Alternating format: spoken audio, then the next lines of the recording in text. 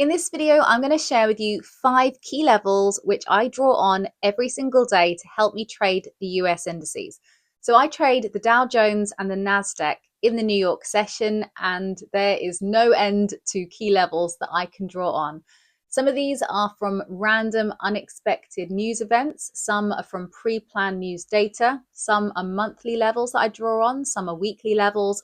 But in this video, I'm going to focus on the 5 which I draw on every day and are always relevant and are always close by to where the current price is. So if you're excited to learn, hit the thumbs up button before we get started. And if you want to see more content like this, make sure to subscribe to Thinkmarkets now as well.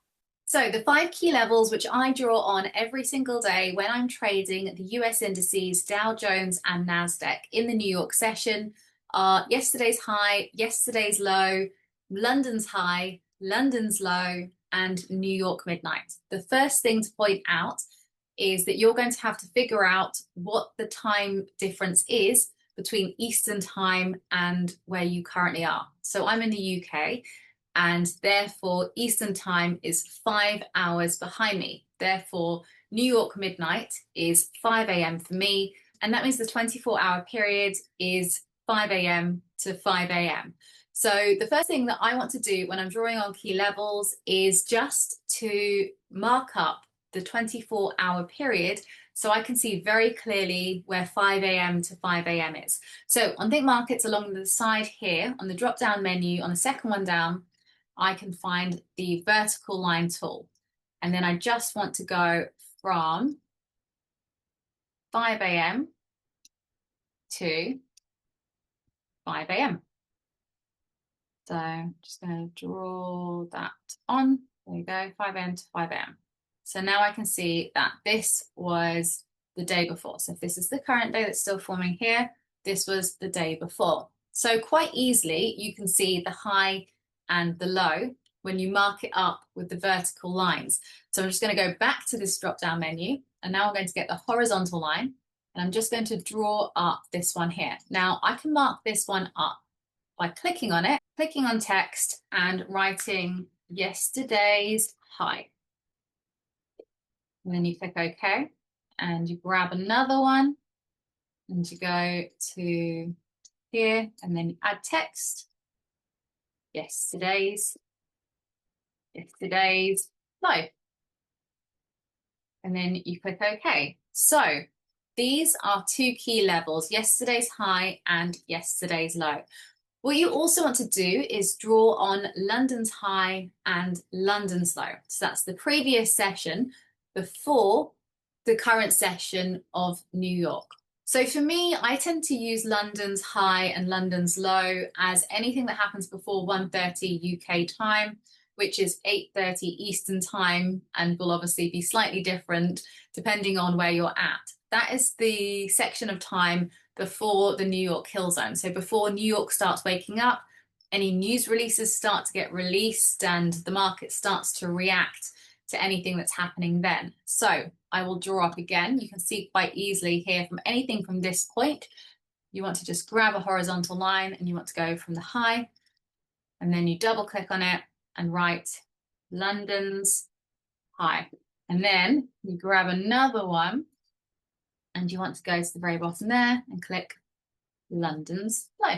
Now you can see already we've had an interesting thing happen. So what's very common with these levels, often they might have what's called a liquidity sweep. So the market might take out the level ever so slightly, so come just above a high or just below a low, and then make a move in the opposite direction. Can you see we have already had that happen today?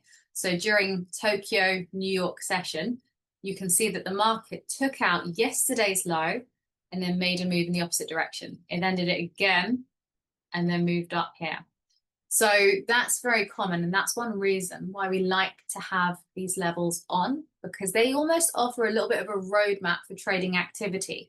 You don't necessarily know that you're going to get anything at the levels, but you like to know where you can expect that things might happen. So the 5th level that I like to draw on is New York midnight. And as I said, that is at 5 a.m. UK time. So for me, I just want to go along, find 5 a.m., see how I drew it up with this candle here. So this is the 5 a.m. candle. If I just move it across one to the left, I can actually see the 5 a.m. candle very clearly. So I can see that the market opened here at the base of the body of this candle. That's because, I'm just going to make it a little bit bigger so you can see very clearly, because this is a green candle and it closes up, it means that the open was at the bottom of the body. If it was a red candle, it would be at the top of the body. So I'm just going to grab the horizontal line tool. I'm going to go to the bottom of that body, click on it, and then I'm going to call it New York Midnight. And then if you click OK, now you have 5 key levels on your chart, which give you a little bit of a roadmap for trading activity for New York session. So when New York session opens, you've got these levels that are drawn on, which show you some nice price points where the market may have a reaction at. So a number of things can happen at key levels. As I pointed out, you could get a liquidity sweep and then a move in the other direction. Sometimes you get a bit of a pause at a key level as the market almost waits for its next decision. Sometimes you get a sharp reversal, and sometimes you get a very clean break of the level. So you don't want to be guessing what's going to happen before it hits a key level. You want to be reacting to the price action as it hits and approaches that key level. So I've actually made a previous video on how to interpret price action as the market approaches key levels on Thinkmarkets YouTube channel. So the next logical step would be to go and watch that video and find out more. So now you know the 5 key levels which I draw on every single day to help guide me through the New York session when trading the US indices.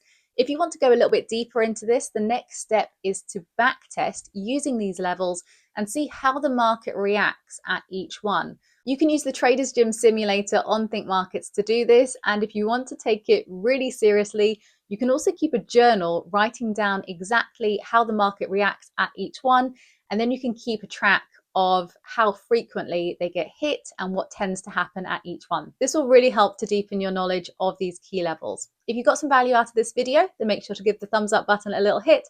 And if you want to see more content like it, make sure to subscribe to Thinkmarkets now as well.